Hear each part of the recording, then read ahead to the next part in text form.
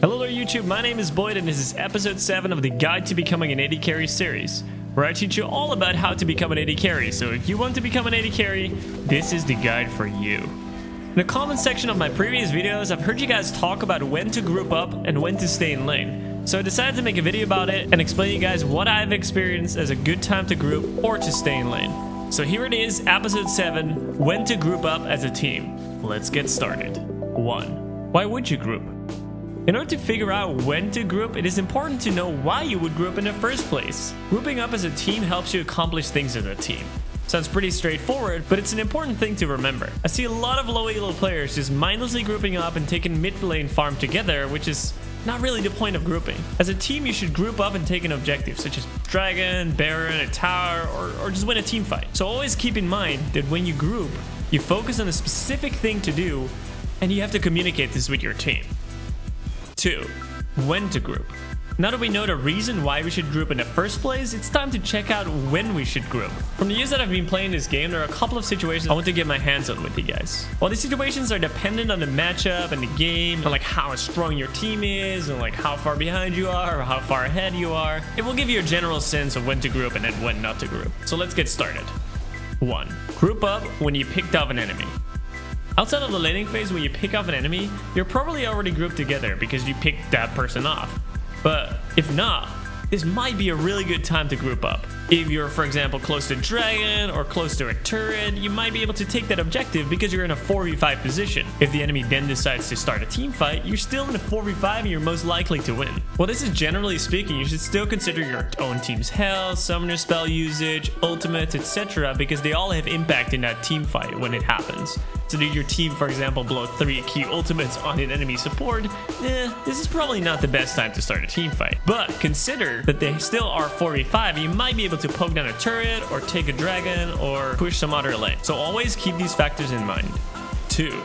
If you take the first tower and the bot lane is freezing, group up. You can look at this from 2 perspectives. If you take the first tower and the enemy bot lane is freezing, it is generally a good idea to group up and take a different turret, because the enemy bot lane cannot react, and if they do react, they will lose out on the CS because it will push towards their turret. This is also a good opportunity for your team to take Dragon because their bot lane is all the way at their inner turret, while you guys have all the free time to take a Dragon or go to mid lane and take their turret. You can also look at it from the other side. You want to push the lane if their bottom lane takes your outer turret. If you do not push that lane, you're giving the bot lane a free opportunity to group up and take a turret. Freezing the lane is not a bad thing, especially not in the early game, but be careful that you don't give them the free time to actually just roam around and take mid turret or take dragon. If you are in that position, do actually push the lane because you will force the enemy AD carry to also come to your lane instead of helping out another lane and winning their lane as well. 3. After you killed the bottom lane and dragon is up, group up. Let's say you killed your enemy bot lane with a jungle gank.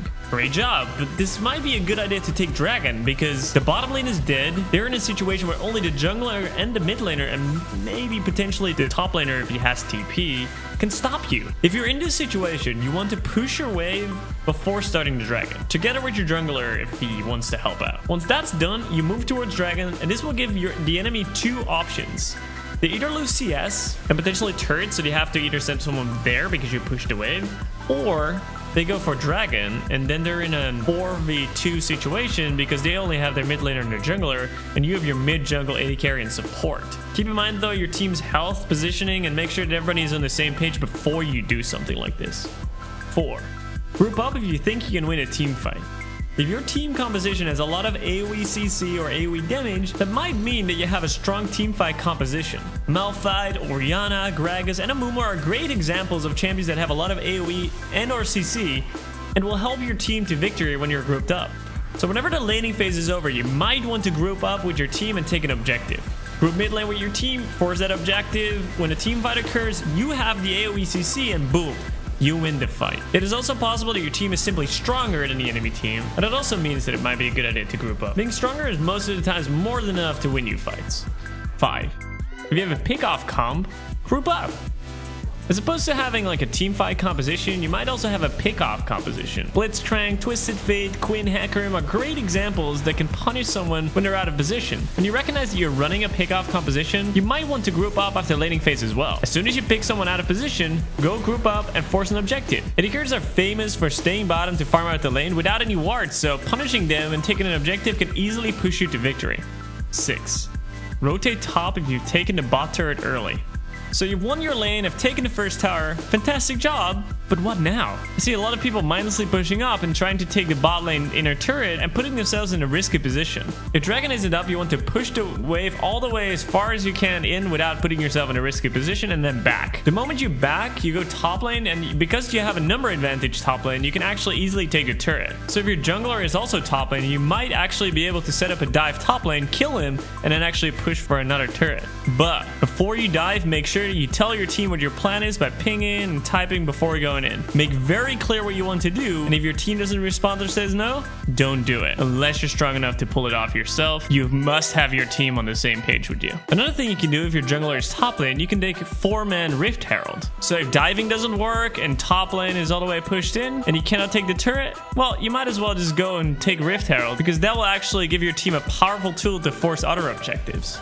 So these were kind of my things that I came up with, like that I noticed in my ranked games. But my former challenger friend Jinoa has helped me with this guide, and he set up a couple of steps to think about when you take down your first bottom turret. The steps are ordered by highest reward first, lowest reward last. So the first thing you should think about when you've taken down the bottom turret is whether or not you can dive top lane. So can you push the bottom lane in time, rotate top, and have your jungler there for a dive top lane? This is possibly the highest reward. If you can pull this one off, you get a kill, you could possibly have a way to force a top turret, and you could maybe afterwards do like a Rift Herald. If the first thing doesn't work, go to the second one on the list, which is, can we siege mid/top lane? If diving top lane isn't an option, you can always push with your top laner and try and force an objective there. If top lane isn't really the most ideal lane to get anything out of, you can always rotate mid lane instead.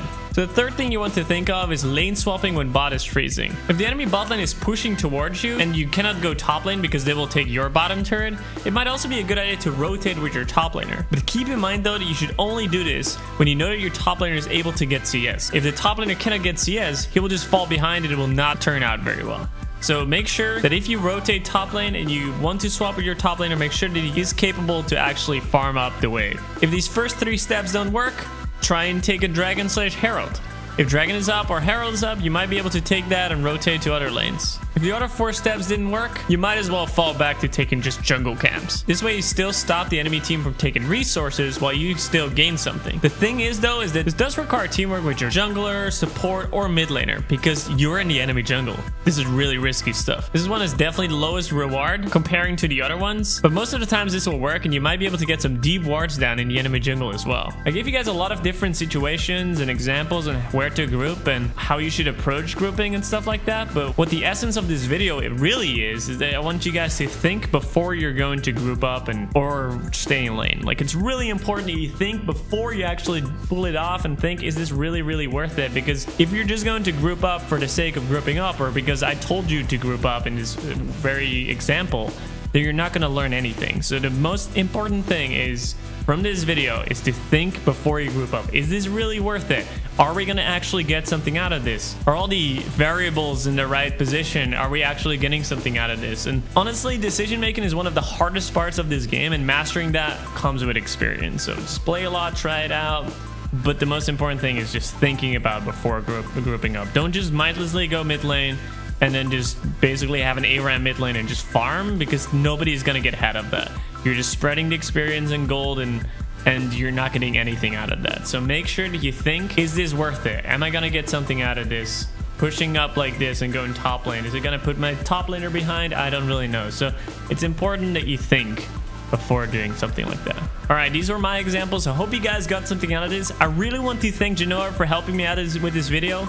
He's a former challenger player, and he's pretty much plays everything. So he plays from jungle to AD carry to top lane. He's learned a lot throughout the years, and he streams every now and then. So check him out. His stream link is in the description, so please give him that juicy follow. All right, thank you guys all for watching. Let me know in the comments down below what you thought of this video, and if you have any examples of when to group or when not to group, just let me know in the comments down below, because I actually love learning new things as well and seeing more examples, and it will help everybody out. So please let me know in the comments down below if you have any other examples of when to group or when not to group. Anyways, see you guys in the next one.